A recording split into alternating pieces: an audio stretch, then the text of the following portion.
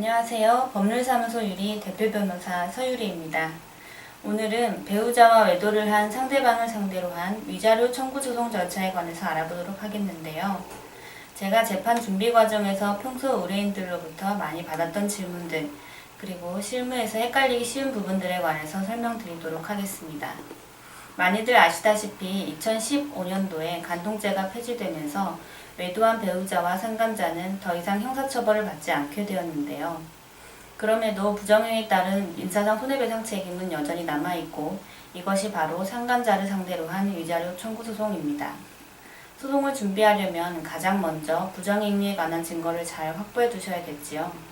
아무리 외도에 의심이 들더라도 단순한 심증만으로는 당연히 재판이 어렵습니다. 이렇게 확보된 증거를 바탕으로 소장을 작성했다면 이 소장을 관할 법원에 제출하면서 본격적으로 소송 절차가 시작됩니다. 소장이 접수되면 법원에서는 접수된 소장을 검토하고 특별한 문제점이 없으면 상대방에게 송달을 하는데요. 실무에서 의뢰인들이 가장 초조하고 힘들어하는 시기가 바로 이때인 것 같습니다. 상대방의 주소가 특정이 되어 있다면 보통 소장 접수 이후 일주일에서 2주일 내에는 송달이 됩니다. 그런데 만일 상대방의 주소가 특정되어 있지 않은 경우 통신 3사에 사실조회 신청을 해서 상대방의 주민번호를 포함한 인적사항을 알아낼 수 있고 주소 역시 알아낼 수가 있습니다. 이렇게 상대방의 주민번호와 주소를 알아내기 위한 사실조회 회신기간이 보통 2주에서 한 달가량 소요가 되는데요. 해당 통신사에서 빨리 보내주는 경우에는 그만큼 빨리 특정될 수가 있겠지요.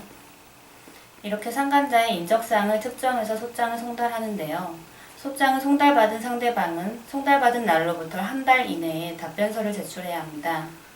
보통 상대방이 한 달 이내에 제출하는 답변서는 이른바 간이답변서인 경우가 많습니다.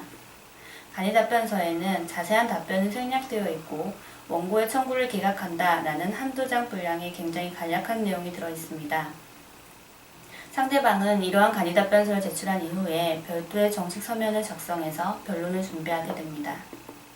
만일 상대방이 소장을 송달받고 한 달이라는 기간 안에 답변서를 제출하지 않은 경우 법원에서는 피고가 더 이상 대응할 의지가 없는 것으로 보고 무변론 판결 선고기일을 지정하게 됩니다. 그리고 선고기일까지도 답변서를 제출하지 않으면 원고의 청구를 인용하는 판결을 선고하게 됩니다.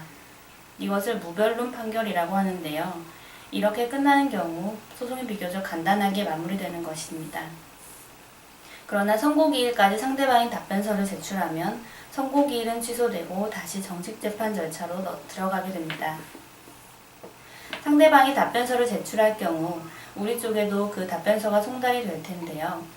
내연관계를 전부 인정하고 감액해달라는 취지로 답변하는 경우가 있는가 하면 내연관계 자체를 부인하거나 유부남, 유부녀인지 모르고 만났다거나 이미 혼인관계가 파탄된 상태인 줄 알고 만났다라는 등의 답변을 많이 해옵니다. 여기서 특히 유부남, 유부녀인지 몰랐다는 답변에 반박하기 위해서 알고 만났다는 것을 입증할 만한 문자, 카카오톡 메시지, 배우자의 사실확인서 등을 미리 마련해 두시는 것이 중요합니다. 상대방이 답변서까지 제출한 이후에는 기일이 지정되는데요.